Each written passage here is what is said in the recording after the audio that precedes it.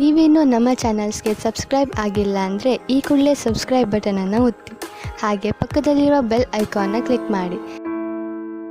First card page of pentacles ಬಂದಿದೆ. ನೀವು ಅಂದ್ಕೊಂಡಿರೋ ಥರ ನಿಮ್ಮ ರಿಲೇಷನ್ಶಿಪ್ ಸ್ಟ್ರಾಂಗ್ ಇಲ್ಲ ಅಂತ ಹೇಳ್ತಾ ಇದೆ. Page of pentacles already married ಆಗಿದ್ದರೆ ತುಂಬ ಆರ್ಗ್ಯುಮೆಂಟ್ಸು, ರೀಸೆಂಟ್ಲಿ ಜಗಳಗಳು ಆಗಿರ್ಬೋದು ಅಂತ ಪೇಜ್ ಆಫ್ ಪೆಂಟಿಕಲ್ಸ್ ಹೇಳುತ್ತೆ.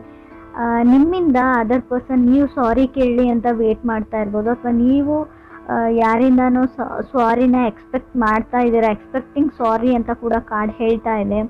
ಸೆಕೆಂಡ್ ಕಾರ್ಡ್ ನನಗೆ 10 ಆಫ್ ವಾಂಡ್ಸ್ ಬಂದಿದೆ. ತುಂಬ ರೆಸ್ಪಾನ್ಸಿಬಿಲಿಟೀಸ್ ಇದೆ ನಿಮಗೂ ಅದರ್ ಪರ್ಸನ್ಗೂ. ತುಂಬ ಆಲ್ರೆಡಿ ನೀವು ಬೇಬಿ ಇರ್ಬೋದು, ಸೊ ತುಂಬ ಇಶ್ಯೂಸ್ ಇದೆ ಅಂತ ಹೇಳ್ಬೋದು. ಅಪ್ರಿಷಿಯೇಟ್ ಮಾಡಲ್ಲ ನೀವೇನೇ ಕೆಲಸ ಮಾಡಲಿ, ಅಡುಗೆ ಮಾಡಲಿ ಅಥವಾ ಏನೇ ಸಮಥಿಂಗ್, ಎಷ್ಟೇ ಫ್ಯಾಮ್ಲಿಗೋಸ್ಕರ ಟೈಮ್ ಸ್ಪೆಂಡ್ ಮಾಡಲಿ, ಎಷ್ಟೇ ಲವ್ ಆ್ಯಂಡ್ ಕೇರ್ ತೋರಿಸಿದ್ರು ನೀವು ಅಪ್ರಿಷಿಯೇಟ್ ಮಾಡಲ್ಲ ಅನ್ನೋ ಕಂಪ್ಲೇಂಟ್ಸ್ ಇದೆ, ಅಥವಾ ಅದರ್ ಪರ್ಸನ್ ಅಪ್ರಿಷಿಯೇಟ್ ಮಾಡಲ್ಲ ನಿಮ್ಮನ್ನು ಅನ್ನೋ ಕಂಪ್ಲೇಂಟ್ಸ್ ಕಾಣಿಸ್ತಾ ಇದೆ ನನಗೆ. ಅಥವಾ ಅವ್ರ ಮನೆಯವರು ನೀವೇನೇ ಮಾಡಿದರೂ ಕೂಡ ಏನೂ ಮಾಡ್ತಾ ಇಲ್ಲ ಅಂತಲೇ ಹೇಳ್ತಾರೆ ಅಂತ ಅನಿಸುತ್ತೆ. ಥರ್ಡ್ ಕಾರ್ಡ್ ನನಗೆ 3 ಆಫ್ ವಾಂಡ್ಸ್ ಬಂದಿದೆ. ರೆಪ್ಯುಟೇಷನ್ ಪ್ರಶ್ನೆ ಇದೆ. ನೀವು ಆಪರ್ಚುನಿಟೀಸ್ ಬರುತ್ತೆ ನಿಮಗೆ, ವರ್ಕ್ ರಿಲೇಟೆಡ್ ಇರ್ಬೋದು. ಕೆಲವರು 3 ಆಫ್ ವಾಂಡ್ಸ್ ಇರೋದ್ರಿಂದ waiting for A new person ಅಂತ ಹೇಳುತ್ತೆ. ಅಥವಾ ನ್ಯೂ ಹೋಮ್, ಇಷ್ಟರಲ್ಲೇ ಮನೆ ಶಿಫ್ಟ್ ಮಾಡಿದ್ದೀರಾ ಅಥವಾ ಮನೆ ಶಿಫ್ಟ್ ಮಾಡ್ತೀರಾ ಅಂತ ಹೇಳ್ತಾ ಇದೆ. ಈ 1 ವೀಕ್ 2 ವೀಕಲ್ಲಿ ಹೊಸ ಮನೇನ ನೋಡಿದ್ದೀರಾ, ಅದು ಬಾಡಿಗೆನೇ ಇರ್ಬೋದು ಅಥವಾ ಸ್ವಂತ ಮನೆಯೇ ಇರ್ಬೋದು, ಮನೆ ಶಿಫ್ಟ್ ಮಾಡ್ತೀರಾ ಅಂತ ಕೂಡ ಕಾಣಿಸ್ತಾ ಇದೆ. ಹಂಗೆ ಅದೇ ಥರ ನನಗೆ ಮನೆ ಕ್ಲೀನ್ ಮಾಡ್ತಾ ಇರೋದನ್ನು ಕಾಣಿಸ್ತಾ ಇದೆ, ಕ್ಲೀನಿಂಗ್ ಹೋಮ್ ಅಂತ ಹೇಳ್ಬೋದು. ಫೋರ್ತ್ ಕಾರ್ಡ್ ನನಗೆ ಜಡ್ಜ್ಮೆಂಟ್ ಕಾರ್ಡ್ ಬಂದಿದೆ. ಜಡ್ಜ್ಮೆಂಟ್ ಕಾರ್ಡ್ ಸಪ್ರೇಷನ್ನ ರೀಪ್ರೆಸೆಂಟ್ ಮಾಡುತ್ತೆ. ಆದಷ್ಟು ನೀವು ಸುಮ್ಮನಿರಿ, ಪೇಷನ್ಸ್ ಇರಲಿ. ಯಾವುದೇ ಆರ್ಗ್ಯುಮೆಂಟು ನೀವೇನೇ ಮಾತಾಡಿದರೂ ಕೂಡ ನಿಮ್ಮ ಸಂಬಂಧ ಸಪ್ರೇಟ್ ಆಗುವಂಥ ಚಾನ್ಸಸ್ ಇದೆ. ಸೊ ಡಿವೋರ್ಸ್ವರೆಗೂ ಹೋಗುತ್ತೆ ಅದು. ಸೊ ಇದನ್ನು ನೀವು ವಾರ್ನಿಂಗ್ ಅಂತನಾದರೂ ಅಂದ್ಕೊಳ್ಳಿ. ಏನು ಅಂದರೆ ನಿಮಗೆ ಆ ವ್ಯಕ್ತಿ ಮೇಲೆ, ಆ ವ್ಯಕ್ತಿ ಜೊತೆನೇ ಇರಬೇಕು, ಆ ವ್ಯಕ್ತಿ ಮೇಲೆ ನಿಮ್ಗೆ ಲವ್ ಇದ್ದರೆ ಖಂಡಿತವಾಗ್ಲೂ ನೀವು ಸುಮ್ಮನೆ ಇರೋದು ಒಳ್ಳೆಯದು ಜಡ್ಜ್ಮೆಂಟ್ ಇರೋದ್ರಿಂದ. ಕೆಲವರು ಇನಫ್ ಈಸ್ ಇನಫ್ ಅನ್ಬೋದು, ಇಲ್ಲಿವರೆಗೂ ಏನಾಗಿದೆ ಅಷ್ಟೇ ಸಾಕು, ಯಾವುದೇ ಚಾಯ್ಸ್ ಇಲ್ಲ ಇವಾಗ ನಾನು, ಸೊ ನನ್ನ ದಾರಿನ ನಾನು ನೋಡ್ಕೋತೀನಿ ಅಂತ ಡಿಸಿಷನ್ ತೊಗೊಳ್ಬೋದು ನೀವು ಅಥವಾ ಅದರ್ ಪರ್ಸನ್ನು. ಒಂದು ಚಿಕ್ಕ ಆರ್ಗ್ಯುಮೆಂಟು ನಿಮ್ಮ ಸಪ್ರೇಷನ್ವರೆಗೂ ಹೋಗುತ್ತೆ ಅಂತ ಜಡ್ಜ್ಮೆಂಟ್ ಕಾರ್ಡ್ ಹೇಳ್ತಾ ಇದೆ. ಫೈಲಿಂಗ್ ಡಿವೋರ್ಸ್ ಅಂತ ಹೇಳ್ಬೋದು ನಾನು. ಸೊ ಆಲ್ರೆಡಿ ಡಿವೋರ್ಸ್ಗೆ ಫೈಲ್ ಮಾಡಿರೋರಿಗೆ ಒಂದು ಫೈನಲ್ ಜಡ್ಜ್ಮೆಂಟ್ ಕೂಡ ಸಿಗುತ್ತೆ ಇಷ್ಟರಲ್ಲೇ. ಫಿಫ್ತ್ ಕಾರ್ಡ್ ನನಗೆ 7 ಆಫ್ ಪೆಂಟಿಕಲ್ಸ್ ಬಂದಿದೆ. ಸೊ ತುಂಬ ವೇಟ್ ಮಾಡಿದ್ದೀರಾ, ತುಂಬ ಲಾಂಗ್ ಇನ್ನೋವರೆಗೂ ಅಂತ ಹೇಳುತ್ತೆ. ಇವಾಗ ಡಿಲೇ ಮಾಡೋಕ್ಕಾಗಲ್ಲ ಅಂತ ಹೇಳ್ಬೋದು. ಯಾವುದೇ ಕೆಲಸ ಇರ್ಬೋದು, ಮೇ ಬಿ ಸಪ್ರೇಷನ್ ಬಗ್ಗೆನೇ ಇರ್ಬೋದು, ಅಥವಾ ಅವ್ರ ಜೊತೆ ಹೊಂದ್ಕೊಂಡು ಇಲ್ಲಿವರೆಗೂ ಇದ್ರಿ, ಇನ್ನು ಮುಂದೆ ಆಗಲ್ಲ ಅಂತ ಡಿಸಿಷನ್ನ ತೊಗೊಳ್ತಾ ಇದ್ದೀರಾ ನೀವು ಅಥವಾ ನೀವು ಕನೆಕ್ಟ್ ಆಗಿರೋ ಪರ್ಸನ್ನು. 6th ಕಾರ್ಡ್ ನನಗೆ ಮೂನ್ ಕಾರ್ಡ್ ಬಂದಿದೆ. ತುಂಬ ಸೆನ್ಸಿಟಿವ್ ಎನರ್ಜಿನ ರೀಪ್ರೆಸೆಂಟ್ ಮಾಡುತ್ತೆ. ನೀವು ಸೆನ್ಸಿಟಿವ್ ಇದ್ದೀರಾ ಅಂತ ಹೇಳಲ್ಲ, ನೀವು ಇದ್ದೀರಾ. ಬಟ್ ಇವಾಗ ಏನು ಅಂದರೆ ನಿಮ್ಮ ಸುತ್ತ ಇರೋ ವ್ಯಕ್ತಿಗಳು ತುಂಬ ಸೆನ್ಸಿಟಿವ್ ಆಗ್ತಾರೆ. ಸೊ ನೀವೇನೇ ಹೇಳಿದರೂ ಅವ್ರಿಗೆ ಟ್ರಿಗರ್ ಆಗುತ್ತೆ. ನಿಮ್ಮ ಪಾರ್ಟ್ನರ್ಗೆ, ನಿಮ್ಮ ಪಾರ್ಟ್ನರ್ ಫ್ಯಾಮಿಲಿ ಮೆಂಬರ್ಸ್ಗೂ ಕೂಡ ನೀವೇನೇ ಮಾತಾಡಿದರೂ ಅದನ್ನು ನೆಗೆಟಿವ್ ಆಗೇ ತೊಗೊಳ್ತಾರೆ. ಸೊ ಅವ್ರಿಗೆ ಒಂದು ಟ್ರಿಗರಿಂಗ್ ಥರ ಇರುತ್ತೆ ಅದು. ಸೊ ಆರ್ಗ್ಯುಮೆಂಟ್, ಜಗಳ ಅಲ್ಲಿಂದನೇ ಸ್ಟಾರ್ಟ್ ಆಗುತ್ತೆ ಅಂತ ಕಾರ್ಡ್ ಹೇಳ್ತಾ ಇದೆ. 7th ಕಾರ್ಡ್ ನನಗೆ ಹೈ ಪ್ರೀಸ್ಟಿಸ್ ಬಂದಿದೆ. 8th ಕಾರ್ಡ್ ನನಗೆ ಕ್ವೀನ್ ಆಫ್ ಪೆಂಟಿಕಲ್ಸ್ ಬಂದಿದೆ. ಸೊ ಎಮೋಷ್ನಲಿ ಎಕ್ಸಾಸ್ಟೆಡ್ ಅಂತ ಹೇಳುತ್ತೆ. ತುಂಬ ಹತ್ತಿದ್ದೀರಾ, ಕಣ್ಣಲ್ಲಿ ನೀರು ಹಾಕಿದ್ದೀರಾ ಅಂತ ಕೂಡ ಹೇಳುತ್ತೆ. ಸೊ ಯಾವಾಗಲೂ ಅವ್ರನ್ನೇ ಚೂಸ್ ಮಾಡ್ಕೊಳ್ತಾರೆ, ಅವ್ರ ಫ್ಯಾಮಿಲಿ ಮೆಂಬರ್ಸ್ನೇ ಚೂಸ್ ಮಾಡ್ಕೊಳ್ತಾರೆ. ಸೊ ನನ್ನನ್ನು ಯಾರು ಚೂಸ್ ಮಾಡ್ಕೊಳ್ಳಲ್ಲ ಅಂತ ಅನ್ನಿಸ್ತಾ ಇದೆ. ತಪ್ಪು ಅವ್ರದ್ದೇ ಇದ್ದರೂ ಕೂಡ ಸೊ ನನ್ನ ಮೇಲೆ ಬ್ಲೇಮ್ ಮಾಡ್ತಾರೆ ಅನ್ನೋ ಕಂಪ್ಲೇಂಟ್ಸ್ ಕೂಡ ಕಾಣಿಸ್ತಾ ಇದೆ ನನಗೆ ಇಲ್ಲಿ ಕಾರ್ಡ್ಸಲ್ಲಿ. 9th ಕಾರ್ಡ್ ನನಗೆ ಲವರ್ಸ್ ಕಾರ್ಡ್ ಬಂದಿದೆ. ಸೊ ನಿಮ್ಗೇನು ಅನ್ನಿಸ್ತಾ ಇದೆ ಅಂದರೆ ಮರೆತು ಬಿಡಬೇಕು, ನಾನು ಯಾವಾಗಾದರೂ ಈ ವ್ಯಕ್ತಿನ ಪಟ್ಟಿದ್ದೆ ಅನ್ನೋದನ್ನು ಮರಿಬೇಕು ಅಂತ ಅನ್ನಿಸ್ತಾ ಇದೆ. ಸೊ ಎಷ್ಟು ಮೋಸ ಮಾಡಿದ್ದಾರೆ ಅಂದರೆ ಅವ್ರನ್ನ ಮರೆಯೋಕ್ಕೂ ಆಗ್ತಾ ಇಲ್ಲ ಅಂತ ಹೇಳ್ಬೋದು. ಮೇ ಬಿ ಈ ಮೋಸದ ಬಗ್ಗೆ ಕೆಲವ್ರಿಗೆ ಗೊತ್ತಿಲ್ಲದೆ ಇರ್ಬೋದು. ಖಂಡಿತವಾಗ್ಲೂ ಮೂನ್ ಕಾರ್ಡ್ ಬಂದಿರೋದ್ರಿಂದ ಸಮಥಿಂಗ್ ಏನೋ ಹೈಡ್ ಮಾಡ್ತಾ ಇದ್ದಾರೆ ನೀವು ಕನೆಕ್ಟ್ ಆಗಿರೋ ವ್ಯಕ್ತಿ ಅಂತ ಅನಿಸುತ್ತೆ. ಆದಷ್ಟು ಅವ್ರನ್ನ ಅಬ್ಸರ್ವ್ ಮಾಡಿ, ಸೊ ಪರಿಶೀಲನೆ ಮಾಡಿ. ಸೊ ನೀವು ಲಿಟ್ರಲಿ ಮೋಸ ಹೋಗೋಕ್ಕಿಂತ ಮುಂಚೆನೇ ಅದರಿಂದ ದೂರ ಇರಿ, ಅದನ್ನು ತಡೀರಿ ಅಂತ ಕೂಡ ಕಾರ್ಡ್ ಹೇಳುತ್ತೆ. ನಾರ್ಮಲಿ ಇದು ನಿಮ್ಮ ಪಾರ್ಟ್ನರ್ ಮೋಸ ಮಾಡ್ತಾರೆ ಅಂತಲ್ಲ, ಹಣಕಾಸಿನ ವಿಚಾರವಾಗಿ ನಿಮ್ಮ ಫ್ರೆಂಡ್ಸು, ಬಿಸ್ನೆಸ್ ಪಾರ್ಟ್ನರ್ಸು, ಯಾರೋ ಹೊರಗಡೆ ಇರೋ ವ್ಯಕ್ತಿಗಳು ಕೂಡ ಮೋಸ ಮಾಡ್ಬೋದು. ನೀವು ಮೋಸ ಹೋಗೋ ಚಾನ್ಸಸ್ ಇದೆ. 10th ಕಾರ್ಡ್ ನನಗೆ 9 ಆಫ್ ಸಾರ್ಡ್ಸ್ ಬಂದಿದೆ. ಯು ಆರ್ ಸ್ಕೇರ್ಡ್ ಅಂತ ಹೇಳ್ತಾ ಇದೆ. ಏನು ಅಂದರೆ ಆರ್ಗ್ಯುಮೆಂಟ್ ಮಾಡಿದ್ರಾ, ಜಗಳ ಮಾಡ್ಕೊಂಡಿದ್ದೀರಾ, ಇವಾಗ ನಿಮಗೆ ಭಯ ಆಗ್ತಾ ಇದೆ ಎಲ್ಲಿ ಆ ವ್ಯಕ್ತಿ ನಿಮ್ಮಿಂದ ದೂರ ಆಗ್ತಾರೆ ಅಂತ.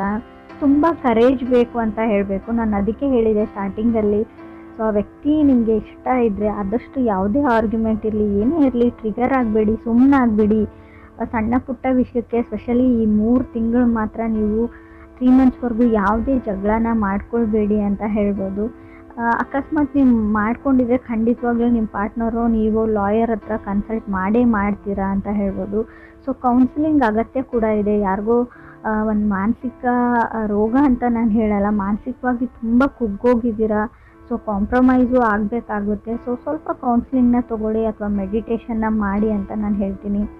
11th ಕಾರ್ಡ್ ನನಗೆ ಪೇಜ್ ಆಫ್ ಕಪ್ಸ್ ಬಂದಿದೆ. 12th ಕಾರ್ಡ್ ನನಗೆ ಎಂಪ್ರೆಸ್ ಬಂದಿದೆ. ಯಾರಿಂದನೋ ಸಾರಿನ ಎಕ್ಸ್ಪೆಕ್ಟ್ ಮಾಡ್ತಾ ಇದ್ದೀರಾ ಅಂತ ಹೇಳಿದೆ. ಕಮ್ಯುನಿಕೇಷನ್ ಸ್ಟಾಪ್ ಆಗಿದೆ. ನೀವು ಅಥವಾ ಅದರ್ ಪರ್ಸನ್ ಟ್ರೈ ಮಾಡ್ತಾ ಇದ್ದೀರಾ ಕಮ್ಯುನಿಕೇಟ್ ಮಾಡೋಕ್ಕೆ, ಬಟ್ ರೆಸ್ಪಾನ್ಸ್ ಬರ್ತಾ ಇಲ್ಲ ಅಂತ ಅನಿಸುತ್ತೆ. ಬಟ್ ಖಂಡಿತವಾಗ್ಲೂ ಹಾಗೆ ಟ್ರೈ ಮಾಡ್ತಾ ಇರಿ.